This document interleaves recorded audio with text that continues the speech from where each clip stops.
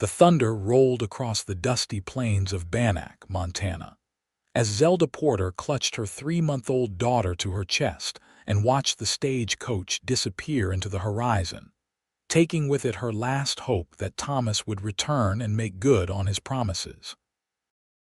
The April rain began to fall, soaking through her worn shawl as she stood outside the boarding house that would soon no longer be her home. She had exactly $2 to her name, and nowhere to turn in this harsh mining town, where she'd followed a man who'd promised her the world and left her with nothing but a crying infant and a heart full of broken dreams. The year was 1865. The war had ended, and men were returning home across the country. But not Thomas. Thomas had fled west after discovering Zelda was with child, and she, foolish and desperate, had followed him to Banac 6 months ago, only to find him already entangled with a saloon girl. He'd put her up in Mrs. Hargrove's boarding house with promises to make things right once he struck it rich in the mines. Last week, she'd discovered he'd left town altogether, leaving behind only a note saying he wasn't cut out to be a father. "You best come inside before you and that little one catch your death, Mrs. Hargrove called from the doorway, her weathered face creased with concern. "Though I don't know what you plan to do tomorrow when your rent's due." Zelda turned, her dark blonde hair plastered to her face from the rain. "I'll find work, Mrs. Hargrove. I promise I'll pay you." The older woman shook her head. "This ain't a town for a woman alone with a baby, Miss Porter. The mining's slowing, the men are rough, and there ain't proper work for a lady such as yourself." "I can cook, clean, sew, anything," Zelda pleaded, following her inside. Baby Emma whimpered against her chest, sensing her mother's despair. "Maybe Simmons at the general store could use help, but he won't want a crying baby about," Mrs. Hargrove sighed. "I can give you till the end of the week, then I need the room for paying boarders." Zelda nodded, climbing the narrow stairs to her small room. Once inside, she laid Emma in the wooden crate that served as her cradle. 22 years old, and her life had come to this abandoned in a mining town with a fatherless child. Back home in Ohio, she'd been the daughter of a respected schoolteacher, with prospects and a good name. Now she was just another fallen woman with a bastard child. Mourning came without mercy. Zelda fed Emma and dressed in her one decent dress, a faded blue cotton that had once brought out the color of her eyes. Now it hung loose on her frame, a testament to meals skipped to save money. The muddy streets of Banac were already busy with miners heading to their claims and merchants opening their shops. Zelda walked determinedly toward the general store, Emma bundled against her chest. She would find work today or starve trying. The bell above the door jingled as she entered Simmons' general store. "Mr. Simmons," she called out, approaching the counter where a balding man with spectacles was tallying figures in a ledger. "We don't offer credit, miss," he said without looking up. "I'm not seeking credit, sir. I'm looking for work." This made him pause. He peered at her over his glasses, then at the bundle against her chest. "That a baby you got there?" "Yes, sir. My daughter, Emma. Can't have no crying infant in my shop, miss. Disturbs the customers. She's a good baby, hardly cries at all." The lie slipped easily from her lips. Emma had colic and could wail for hours, but Zelda was desperate. "Sorry, miss. Try the hotel, maybe they need a maid." He returned to his ledger, dismissing her. The Grand Hotel was anything but grand, a 2-story wooden structure with peeling paint, but it was the finest lodging in Banac. The owner, a Mrs. Crawford, heard Zelda out with thin lips and narrowed eyes. "A chambermaid with a baby," she scoffed. "Who would mind the child while you worked?" "I could keep her with me," Zelda suggested, "and have her screaming while my guests are trying to rest." "I think not." Mrs. Crawford's gaze softened slightly. "Try the laundry. Chinese fellow runs it. He might not be so particular." By midday, Zelda had been turned away from the laundry, the cafe, and even the brothel where the madam had looked her up and down and said she was too skinny and sad looking to fetch any decent price. The rain had started again, and Emma was fussing. With nowhere else to try, Zelda found herself at the door of the sheriff's office. Sheriff Riley was a kind-faced man in his 50s who listened to her plight with genuine concern. "Can't say I know of much work for a lady with a little one," he admitted. "Town's struggling since the gold's playing out. Most folks are moving on to new strikes." "I have nowhere to go, Sheriff," Zelda said, fighting back tears. "There's the church," he suggested. "Reverend Mills might know of a family needing help." The small white church at the edge of town was empty when Zelda arrived, save for a man in dusty clothes kneeling before the altar. He rose as she entered, and Zelda realized he wasn't the reverend but a stranger tall and broad-shouldered, with dark hair and a face tanned from the sun. "Pardon me," she said, turning to leave. "I was looking for Reverend Mills." "Reverend's gone to visit the Wilkinsons' farm," the man replied, his voice deep and steady. "Their boys took ill." "Oh," Zelda's shoulders slumped in defeat. Emma chose that moment to let out a wail, and Zelda bounced her gently, trying to quiet her. The stranger approached, his boots echoing on the wooden floor. "Sounds like a hungry little one." "She's not hungry," Zelda said defensively. "She ate before we came out." The man held up his hands. "Didn't mean any offense, madam. My sister's got 4 of her own. I know that sound well enough." Zelda noticed his eyes, then a striking green that contrasted with his sun-darkened skin. He wasn't handsome in the conventional way that Thomas had been, with his smooth talk and polished manners. This man had a weathered face with lines at the corners of his eyes from squinting into the sun, and a scar that ran along his jawline. But there was something solid about him, something trustworthy. "I'm Kade Quinn," he said, extending his hand. "Just rode in from Wyoming Territory." "Zelda Porter," she replied, shifting Emma to shake his hand briefly. "And this is Emma. Pleasure to meet you both." He nodded at the crying infant. "Mind if I?" He held out his arms. Startled, Zelda hesitated. No man had offered to hold Emma before, not even Thomas during the brief time he'd acknowledged her existence. "I won't hurt her," Kade assured her. "Like I said, got 4 nieces and nephews." Cautiously, Zelda handed over her daughter.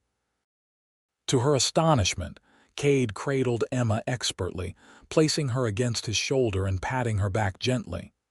Almost immediately, her crying lessened to hiccuping sobs.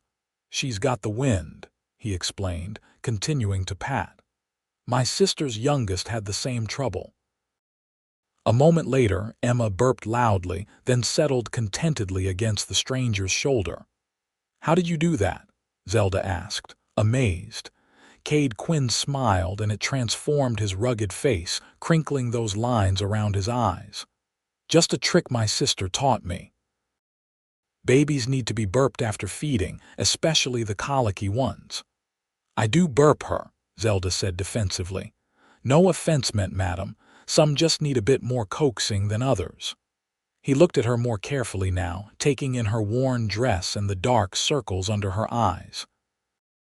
"You look like you could use a meal yourself. When's the last time you ate?" Zelda stiffened. "I didn't come here for charity, Mr. Quinn. I came looking for work." "And what kind of work are you seeking? Anything respectable," she answered. "I can cook clean, so." "I'm educated. I can read and write and do figures." Kade nodded thoughtfully. "Rare qualities in these parts." He shifted Emma in his arms, looking down at her tiny face. "Where's her father, if you don't mind my asking?" Zelda's face burned with shame. "He left." Decided he wasn't meant to be a father after all. Something hardened in Kade's expression. "That's so." He shook his head, gazing at Emma. "That child deserves a real father, not some coward who runs at the first sign of responsibility." His words, though not directed at her, stung Zelda. She had chosen poorly in Thomas, and Emma would suffer for it. "Well, she has me," she said firmly, "and I intend to provide for her if I can just find someone willing to give me a chance." Kade seemed to come to a decision. "I'm looking for someone to cook and keep house at my ranch," he said. "It's about 10 miles out of town, nothing fancy but it's decent. Got a small herd of cattle and some horses I breed and train." Zelda eyed him suspiciously. "And you'd hire a woman with a baby. I've got a cabin separate from the main house. You'd have your privacy, and I'd expect only honest work from you: cooking, cleaning, maybe some mending. Pay would be room and board plus $15 a month." It was more than fair, especially with the housing included, but Zelda had learned to be wary of men's offers. "Why would you do this?" "You don't know me." Kade handed Emma back to her, his expression serious. "Let's just say I know what it's like to be judged for circumstances beyond your control. My pa was half Cheyenne. Folks didn't always take kindly to that." Zelda looked more closely at him, noticing the high cheekbones and straight black hair that hinted at his heritage. "I didn't realize. Most don't till I tell them. I pass well enough." He shrugged. "Point is, I know what it's like when doors close in your face. And that little one there shouldn't suffer because her father's a no account." Hope flickered in Zelda's chest, but caution tempered it. "I appreciate the offer, Mr. Quinn, but I'd need to know more before I agreed to go 10 miles from town with a stranger." He nodded, seeming to respect her prudence. "Fair enough. Sheriff Riley knows me, as does Reverend Mills. Ask about me. I'll be at the livery stable till tomorrow morning if you decide to take me up on it. After that, I'm heading back to my ranch." As Kade Quinn walked away, Zelda found herself studying his retreating figure, the broad shoulders, the confident stride. There was strength there, but not the threatening kind. For the first time since Thomas had left, she felt a flicker of something other than fear and despair. That evening, after returning to her room at the boarding house, Zelda visited Sheriff Riley while Mrs. Hargrove watched Emma. The sheriff confirmed that Kade Quinn was a respected rancher who occasionally brought horses to sell in Bannack. "Quinn's a good man," Riley said. "Keeps to himself mostly, but he's fair in his dealings. Never known him to cause trouble or be in debt. His ranch isn't large, but it's well run, and he's safe," Zelda asked hesitantly. "For a woman alone, I mean." The sheriff understood her meaning. "I've never heard a whisper against his character in that regard. He's had a housekeeper before, an older woman who moved to California to be with her daughter last winter. Never heard a complaint." It wasn't a complete guarantee, but it was more reassurance than Zelda had expected. After a nearly sleepless night weighing her options, which were, in reality, almost non-existent, she packed her few belongings the next morning and made her way to the livery stable. Kade was there, saddling a magnificent black stallion. 2 pack horses stood nearby, already loaded. "Mr. Quinn," she called, approaching with Emma bundled against her, "if your offer still stands, I'd like to accept the position." He turned, studying her face before nodding. "Offer stands. You have belongings to fetch," she gestured to the small carpet bag at her feet. "This is everything." Something flickered across his face, sympathy, perhaps, but he quickly masked it. "You and the little one can ride Dolly," he said, indicating a gentle-looking bay mare. "She's steady as they come." "I've never ridden before," Zelda admitted. "No matter, I'll lead her." He hesitated. "Do you have a way to secure the baby while you ride?" Zelda hadn't considered this. "I could hold her." "Not safe on a 10-mile ride, even on Dolly." He thought for a moment. "Wait here." Kade disappeared into the stable and returned a few minutes later with what appeared to be a large piece of cloth. "My sister used something like this for her babies," he explained, demonstrating how the fabric could be tied to create a sling that would hold Emma securely against Zelda's body. Once Emma was settled in the makeshift carrier, Kade helped Zelda onto the mare, adjusting the stirrups for her and showing her how to hold the reins. "Just relax and let Dolly do the work," he instructed. "She knows the way home." They set out under a clearing sky, the storm of the previous day giving way to spring sunshine. Zelda was tense at first, afraid she would fall and harm Emma, but Dolly was indeed steady and Kade led her horse with a sure hand. Gradually, Zelda relaxed enough to take in the scenery. The landscape beyond Banac was stunning rolling hills covered with new grass, snow-capped mountains in the distance, and wildflowers beginning to bloom in protected hollows. After the cramped confines of the boarding house, the openness felt like freedom, even if it was an uncertain one. "It's beautiful," she murmured, more to herself than to Kade.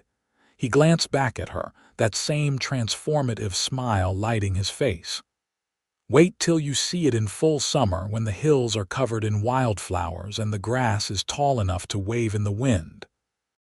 His evident love for the land was touching. Thomas had only ever talked about the gold he would find, never the beauty of the place he sought it in. "Have you lived here long?" she asked, finding herself curious about this solitary rancher. 5 years, he replied. Came west after the war, served with the Union Army and never wanted to go back east. Worked as a ranch hand for a couple years, saved every penny, then bought my place when the previous owner decided mining might make him richer. Did it? Make him rich, I mean, Kade chuckled.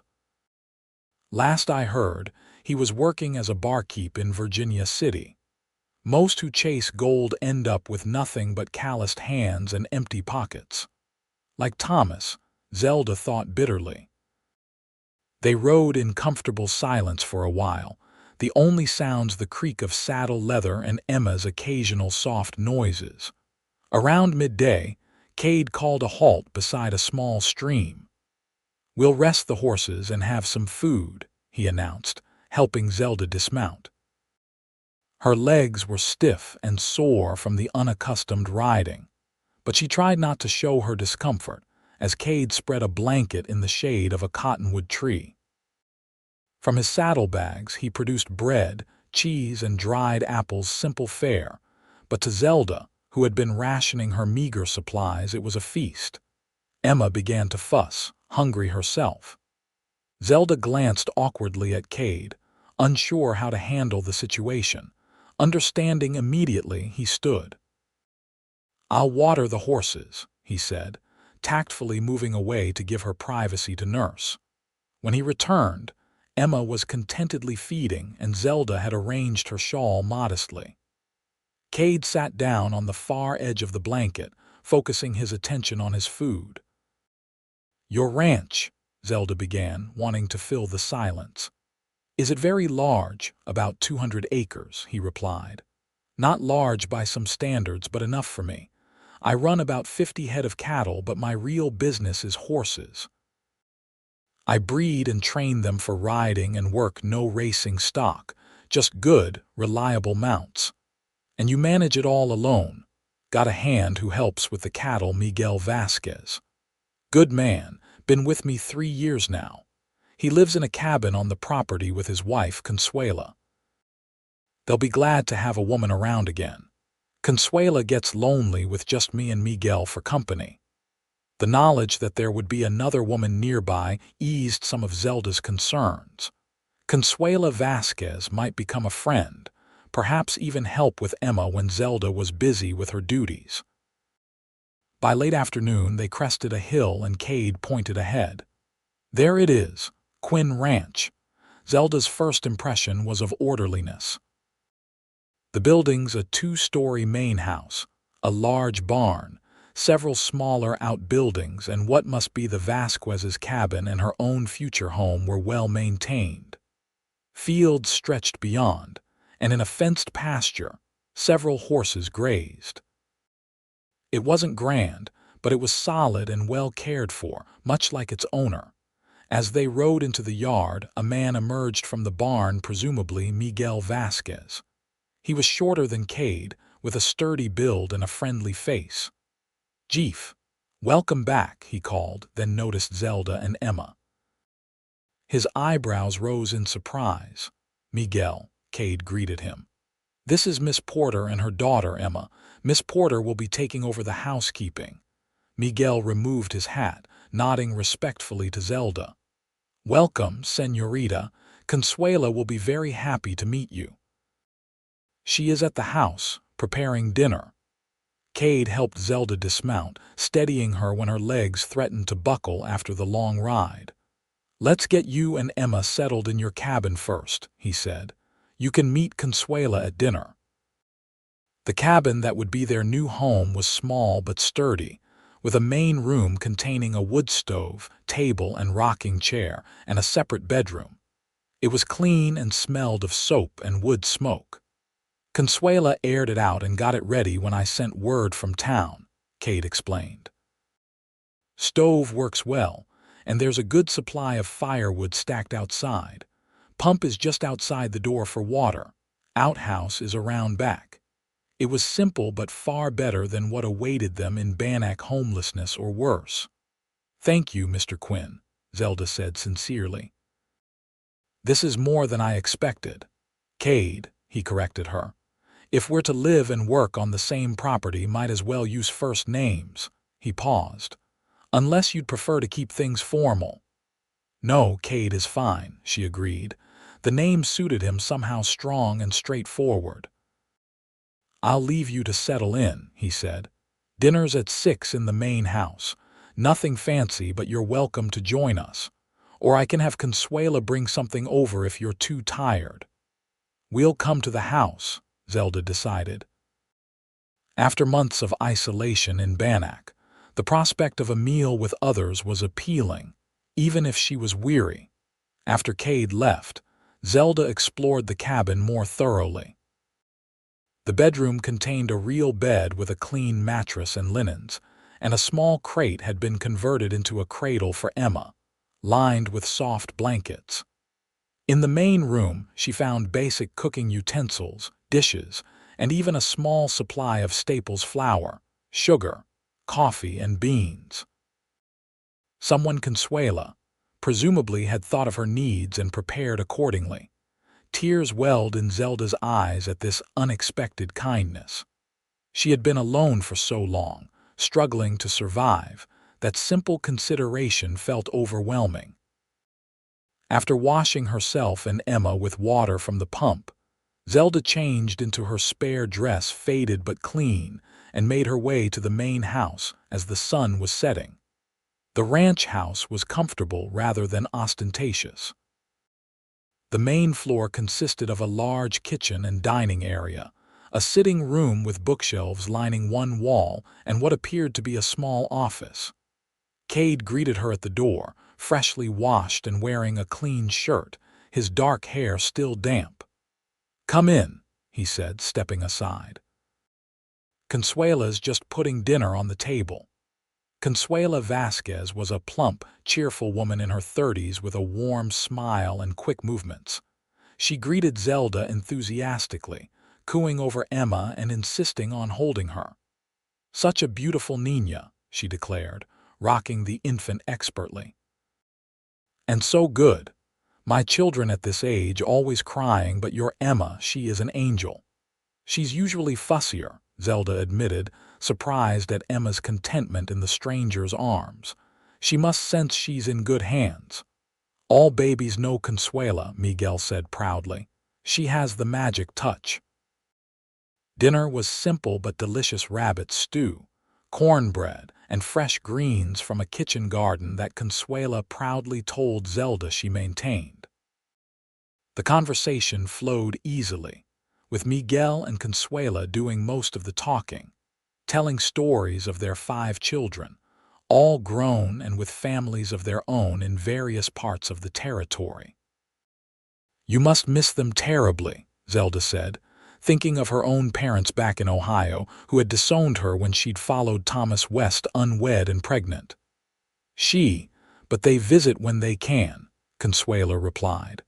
"And now I have you and little Emma to fuss over," she winked at Zelda. Though I think perhaps someday there will be more children here, no." Zelda blushed, unsure how to respond.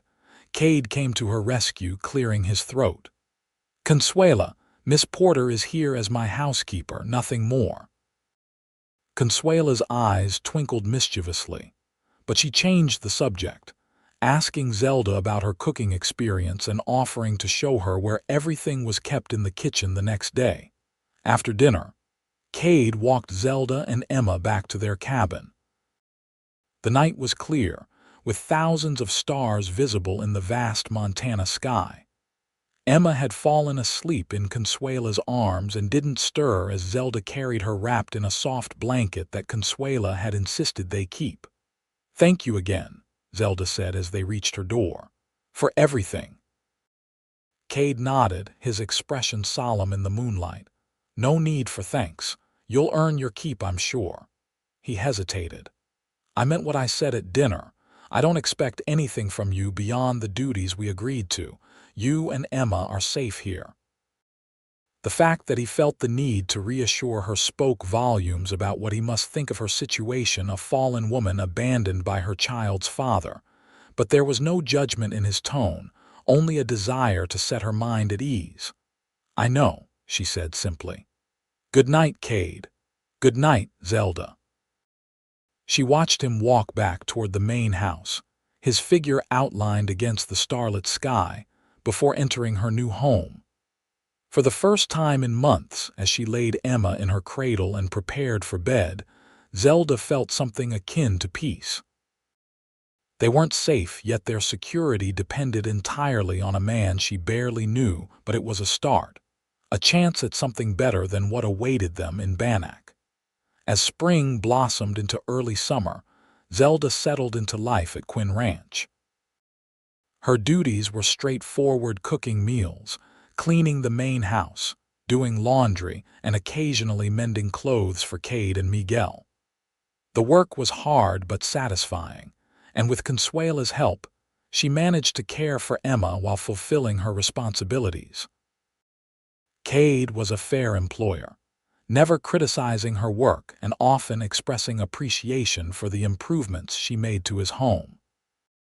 He was gone much of the day, working with the horses or cattle, but they shared breakfast and dinner, sometimes joined by the Vasquezes, sometimes just the two of them with Emma. During those meals, Zelda began to learn more about the quiet rancher. He had grown up in Missouri, the son of a white settler and a Cheyenne woman who had died when he was 12.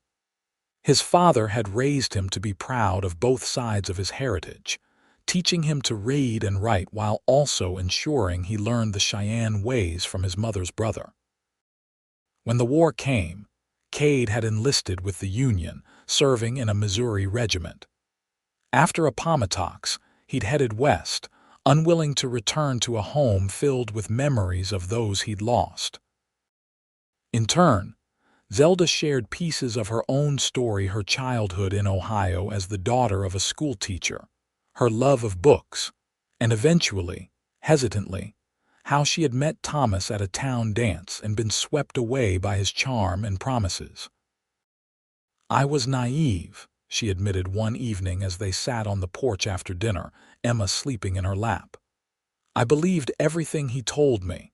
When I discovered I was with child, I thought surely he would marry me. Instead, he disappeared. My parents were."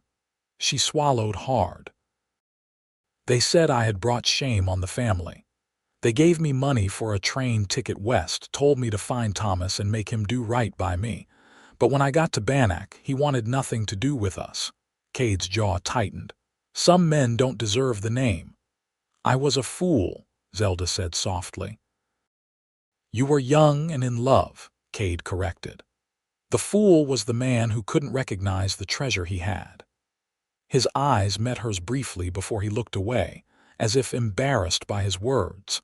The comment lingered in Zelda's mind that night as she lay in bed, listening to Emma's soft breathing. Was that how Kade saw her, as a treasure? The thought was both thrilling and terrifying. She wasn't ready to trust another man, not yet, perhaps not ever. Yet as the weeks passed, She found herself looking forward to those quiet evenings on the porch with Kade, to their conversations that ranged from books they had read to their hopes for the future. He was nothing like Thomas, where her former lover had been all flash and charm. Kade was substance and sincerity. He rarely spoke unless he had something worthwhile to say, but when he did speak, his words carried weight. By July, Emma was sitting up and babbling, delighting everyone with her sunny disposition and toothless grin. To Zelda's surprise, Kade took a particular interest in the baby, often holding her while Zelda prepared dinner or bringing her small toys he had carved himself. "You're good with her," Zelda observed one evening as Kade bounced Emma on his knee, making her giggle. "She makes it easy," he replied, smiling at the baby. "Got a good heart, this little one. You can see it in her eyes." "She likes you," Zelda said. "She doesn't take to just anyone that way." Kade looked up, his green eyes meeting hers. High praise coming from both of you. There was something in his gaze that made Zelda's heart beat faster. She looked away, suddenly flustered. "I should check on dinner," she murmured, rising from her chair. As she stirred the stew bubbling on the stove, Zelda acknowledged the truth she had been avoiding. She was developing feelings for Kade Quinn. Feelings that went far beyond gratitude for his kindness or appreciation for his fair treatment. She was drawn to his quiet strength, his integrity, the gentleness that belied his rugged exterior. But what could come of such feelings? She was his housekeeper, a fallen woman with a child born out of wedlock. He deserved better, a proper wife without her tarnished past, someone who could enter marriage with a clean slate. And yet, there were moments when she caught him looking at her with something more than the consideration of an employer for an employee. Times when his hand lingered a moment too long when he passed her a dish at dinner, or when his smile seemed meant only for her. One August afternoon, as Zelda hung laundry on the line behind her cabin, she spotted Kade returning from the pasture leading a small pony. He changed direction when he saw her, bringing the gentle-looking creature to where she stood. "What do you think?" he asked, patting the pony's neck. "Found her at a farm over near Virginia City. Owner was looking to sell." The pony was dappled gray with a white blaze on her face and kind brown eyes. "She's lovely," Zelda said. "Are you adding her to your breeding stock?" Kade shook his head. "Thought she might make a good mount for you once you're comfortable enough to ride on your own. And eventually for Emma when she's old enough." Zelda stared at him, stunned by the thoughtfulness of the gesture. "Kade, that's too generous. I couldn't accept such a gift." "Not a gift," he clarified quickly. "Consider it part of your wages. You've been here 4 months now, and I haven't given you much beyond room and board." "You've given us a home," Zelda said softly. "That's more than enough." Their eyes met, and something passed between them, an understanding, perhaps, or a recognition of feelings neither was ready to voice. The moment was broken by Emma's cry from inside the cabin.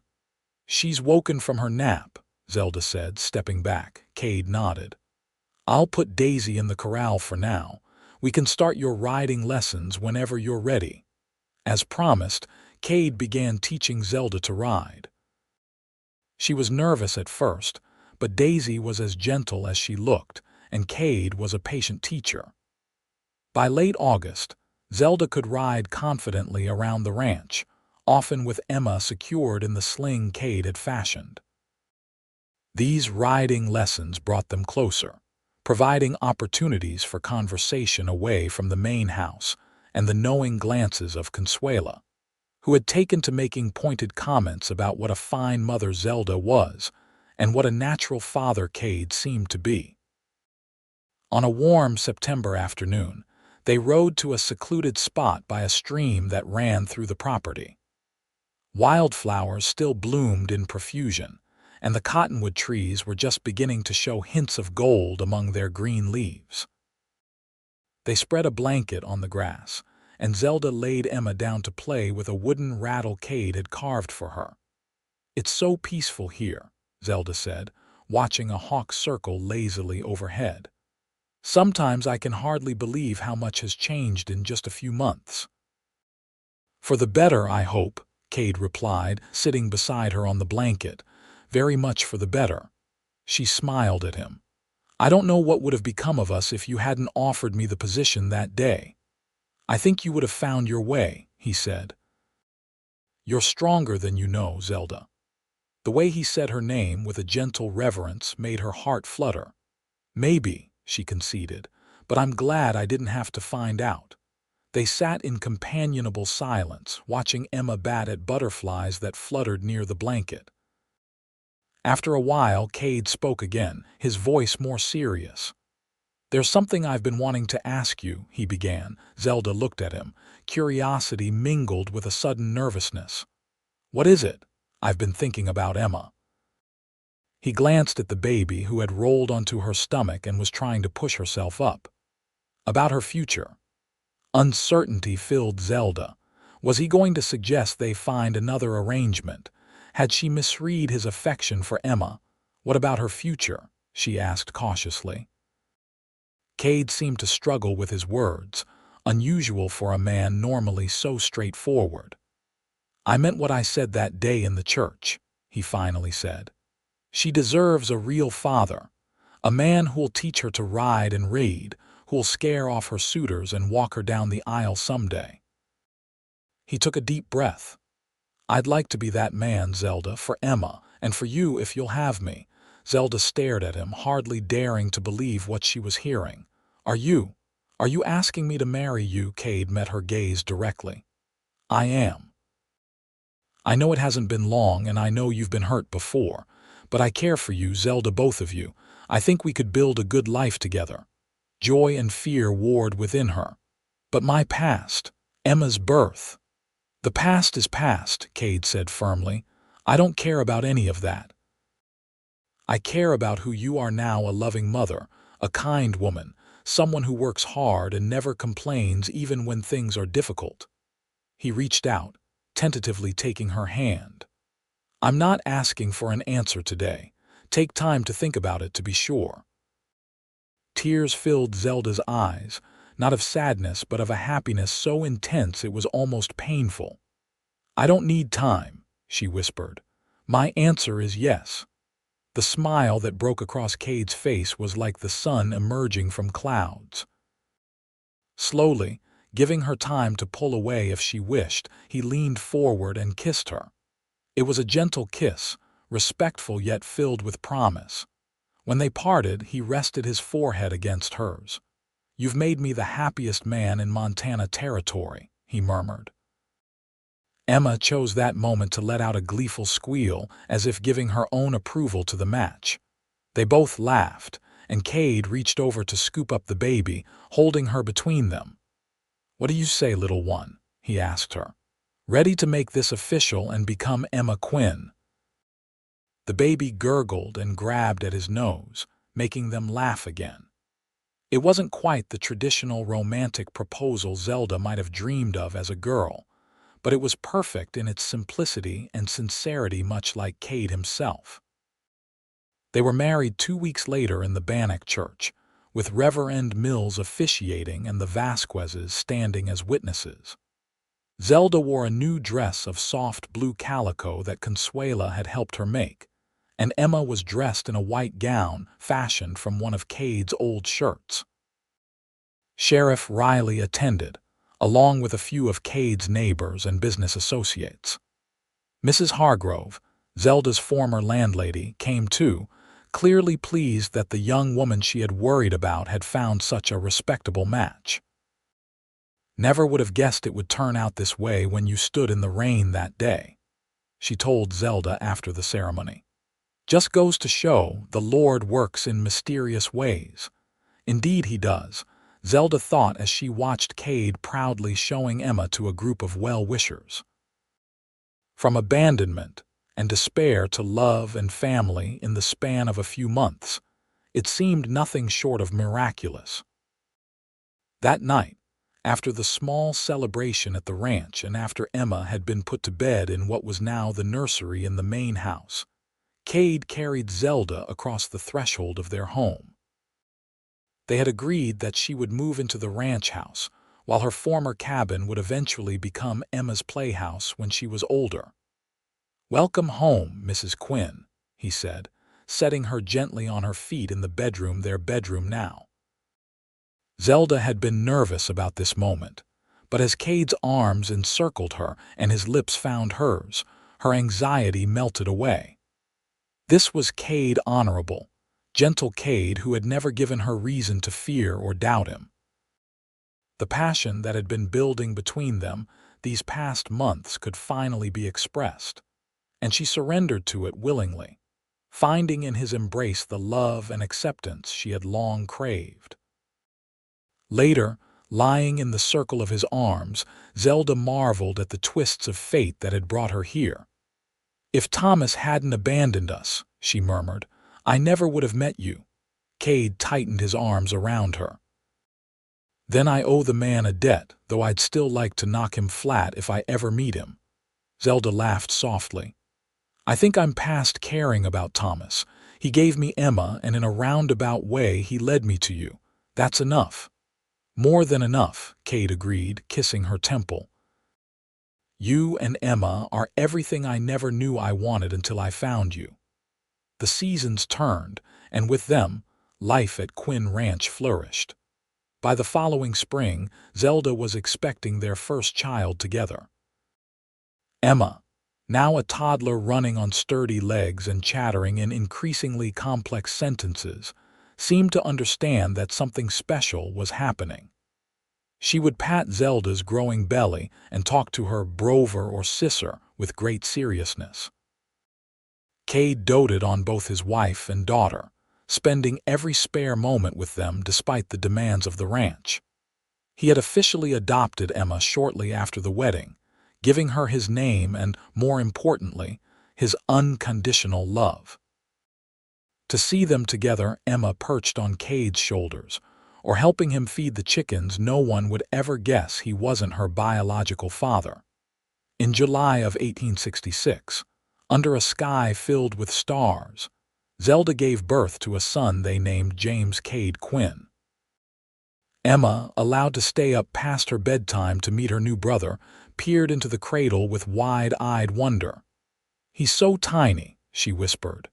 "You were that small once," Kade told her, lifting her so she could see better. "Was I in Mama's tummy too?" Zelda and Kade exchanged glances.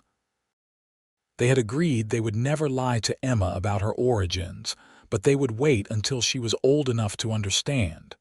"You were," Zelda confirmed, "but in a different place before we came to live with Papa." Emma seemed satisfied with this answer. "I'm glad we found Papa," she declared. "He's the best papa in the whole world." "That he is," Zelda agreed, reaching out to squeeze her husband's hand. As the years passed, the Quinn family grew along with the ranch. A daughter, Sarah, joined them in 1868, followed by another son, Daniel, in 1870. Emma blossomed into a bright, confident child who excelled at riding and reading, often accompanying Kade on his rounds of the ranch, and absorbing everything he taught her about horses and cattle. When Emma was 7, she came to Zelda with questions about why her last name had been changed from Porter to Quinn, while her siblings had always been Quinns. It was time for the truth, or at least a version of it appropriate for a child's understanding. "Before I met Papa," Zelda explained, sitting with Emma in the garden behind the house, "I was friends with another man. He was your father, but he wasn't ready to be a papa, so he went away before you were born." Emma considered this. "Was he a bad man?" Zelda chose her words carefully. "Not bad exactly. Just not brave enough or strong enough to be a father. It takes a special kind of courage to be a good parent. Like Papa has." "Yes, exactly like Papa. When he met us, he knew right away that he wanted to be your father, even though you weren't born from his body.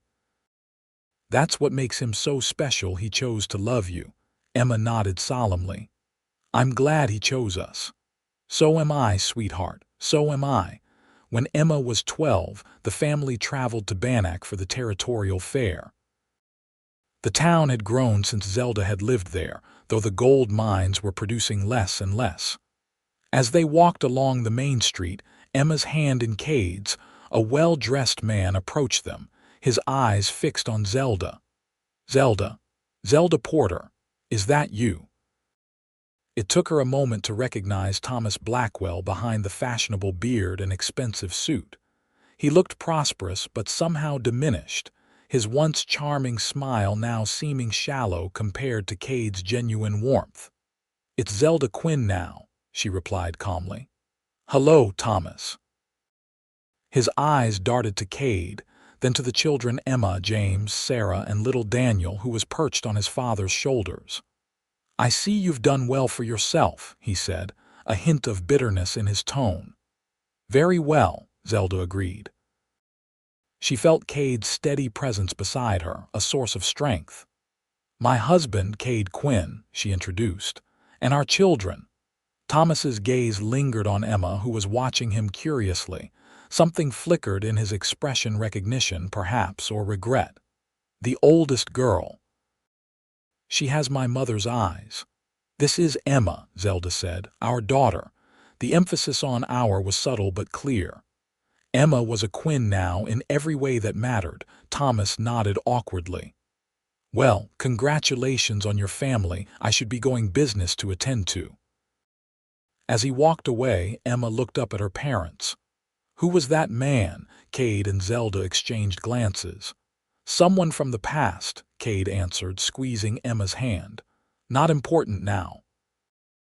That night, after the children were asleep in their hotel room, Zelda found Kade standing by the window, looking out at the town. Are you all right? She asked, slipping her arms around his waist from behind. He turned to face her. Seeing him didn't upset you? Zelda shook her head.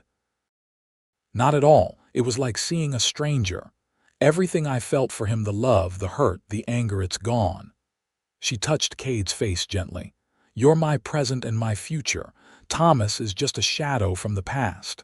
Kade pulled her close. When I think about how close I came to never meeting you. If I'd delayed my trip to Banac by a day if you'd found work elsewhere. But you didn't, and I didn't, Zelda reminded him. Some things are meant to be, I think. Like us, Kade murmured against her hair. Definitely like us. In the autumn of 1880, Quinn Ranch hosted a special celebration, Emma's wedding to Michael Donovan, a young doctor who had recently established a practice in Virginia City. At 18, Emma was a beautiful young woman with her mother's blonde hair, and as Thomas had noted years ago, her biological grandmother's blue eyes. But her strength of character, her quiet confidence, and her kind heart had been shaped by the man who had raised her, Kade Quinn, the cowboy who had once declared that a child deserves a real father and had become exactly that. The ceremony took place in the meadow where Kade and Zelda had ridden on that fateful day he had proposed. Now, a carefully tended garden with an arbor Kade had built specifically for the occasion. Emma had insisted there was no other place she would rather begin her married life than the land where her family's happiness had taken root. As Kade walked his daughter down the aisle of flowers, his face a mixture of pride and the inevitable sadness of a father giving away his firstborn, Zelda watched from the front row, surrounded by their other children, James, now 14 and nearly as tall as his father, Sarah, 12 and delicately beautiful, and Daniel, 10, with his father's green eyes and mischievous grin. Beside her sat Consuela and Miguel, now gray-haired but still vital, who had become like grandparents to the Quinn children. Guests filled the rows of chairs, neighbors, friends, and business associates who had watched the Quinn family and ranch prosper over the years. When Michael and Emma exchanged their vows, Zelda found herself remembering her own wedding day 15 years earlier, a simpler affair, but no less meaningful. She glanced at Kade, who was watching the young couple with suspiciously bright eyes, and felt a wave of gratitude for the life they had built together. That evening, as the celebration continued with music and dancing in the barn that had been decorated with lanterns and wildflowers, Kade found Zelda standing alone, watching their daughter dance with her new husband. "Happy?" he asked, slipping an arm around her waist. "Completely," she replied, leaning into him. "You've given her everything a father could: a name, a home, your love. Look at her, Kade. She's radiantly happy, secure in who she is and where she comes from. That's because of you." Kade shook his head. "Because of us. We did this together. Zelda built this family, this life." As they watched, Emma whispered something to Michael, then made her way through the crowd toward her parents.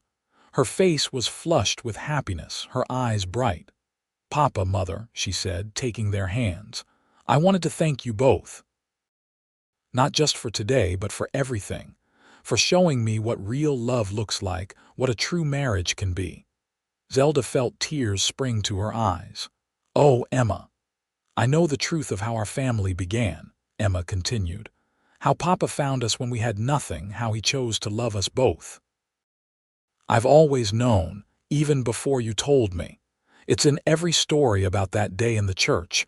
Every time Papa looks at you, Mother, like you're the sun and moon combined." She squeezed their hands. "I'm going to Virginia City with Michael, but this ranch, this family, it will always be my heart's home." Kade pulled his daughter into a fierce embrace. "You'll always have a home here, Emma Quinn Donovan. Always." As Emma returned to her groom, Kade turned to Zelda, extending his hand. "May I have this dance, Mrs. Quinn?" Zelda placed her hand in his, feeling the familiar calluses earned through years of honest work. "Always, Mr. Quinn." They moved onto the makeshift dance floor, swaying to the fiddle music under the lantern light. Around them, their family and friends celebrated. Their younger children darted between the dancers, and their eldest began her own journey with the man she loved.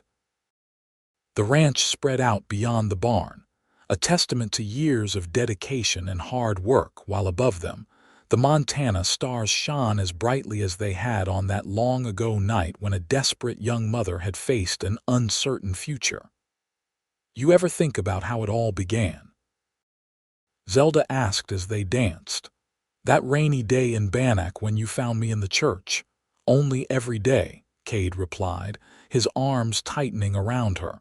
"Best decision I ever made was offering you that job. And the second best." His green eyes, still as vibrant as they had been 15 years ago despite the lines that now framed them, crinkled with his smile. "Asking you to make it permanent." As the music swelled around them, Zelda laid her head against her husband's chest, listening to the steady beat of his heart.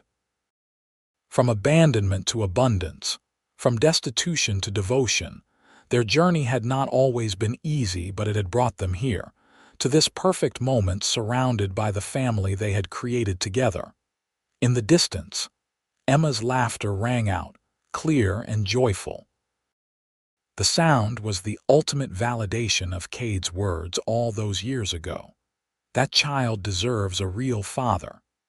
He had become that father, and in doing so, had given both Emma and Zelda the greatest gift of all, a love that had healed old wounds and built a future filled with hope.